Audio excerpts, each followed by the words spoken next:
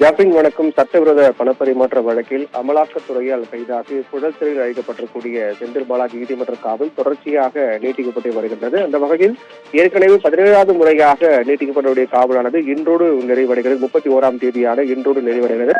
அதற்கு பிறகு மீண்டும் அவருடைய நீதிமன்ற காவல் நீட்டிப்பு தொடர்பாக சென்னை மாவட்ட கூடுதல் நீதிமன்றத்தில் விசாரணைக்கு வரும்போது 18வது முறையாக பிப்ரவரி மாதம் 7ஆம் தேதி வரை நீட்டித்து நீதிபதி உத்தரவிட்டிருக்கிறார். இந்த நீதிமன்ற காவல் நீட்டிப்பு என்பது 18வது முறையாகும். தொடர்ச்சியாக ஒரு நீதிமன்ற காவலானது நீட்டிக்கப்பட்டு வருகின்றது.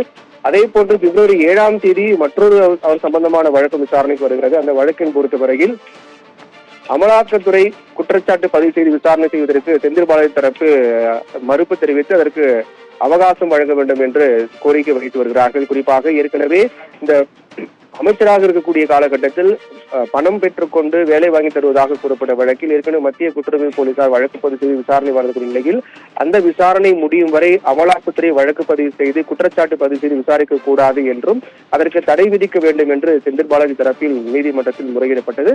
அந்த வழக்குக்கு பதில் மனு தாக்கல் செய்யப்பட்டது அமலாக்கத்துறை தரப்பில். அந்த வழக்கு விசாரணைக்கு வரும்போது கூட அதற்கு பிறகு செந்தில் பாலாஜி தரப்பில் மீண்டும் அந்த அமலாக்கத்துறை தாக்கல் செய்த அவருடைய பதில் மனுவுக்கு பதில் அளிக்க அவகாசம் தெரிவித்தார்கள். அவகாசம் வேண்டும் என தெரிவித்தார்கள். அதை ஏற்றுக்கொண்ட நீதிமன்றம் பிப்ரவரி 7ஆம் தேதி இந்த வழக்கு மீண்டும் விசாரணைக்கு வரும் என்று தெரிவிக்கப்பட்டது. அதே போன்று அவர் நீதிமன்ற காவல் இன்று முடிவடையும் சூழ்நிலையில் 18வது முறையாக ஒரு நீதிமன்ற காவலானது நீட்டிக்கப்பட்டிருக்கிறது. இந்த 18வது முறையாக நீட்டிக்கும் நீதிமன்ற காவல் என்பது பிப்ரவரி மாதம் 7ஆம் தேதி வரை அவருடைய நீதிமன்ற காவல் நீட்டிக்கப்படுவதாக தெரிவிக்கப்பட்டிருக்கிறது. அன்றைய தினம் பிப்ரவரி 7ஆம் தேதி அவர் நீதிமன்ற காவல் முடிவடையும் அதே நாளில்தான் அமலாக்கத்துறை வழக்கு பதிவு செய்து விசாரணை நடத்துவதற்கு தடை கோரிய மனு விசாரணைக்கு வருகிறது. இப்படியாக இந்த பிப்ரவரி 7ஆம் தேதி என்பது மிக முக்கியமான நாளாக பார்க்கப்படுகிற வழக்கு பொறுத்தவரையில் ஏற்கனவே செந்தில் பாலாஜி தரப்பில் ஜாமீன் கோரி சென்னை உயர்நீதிமன்றத்தில் 2வது முறையாக மனு தாக்கல் செய்திருக்கிறார்.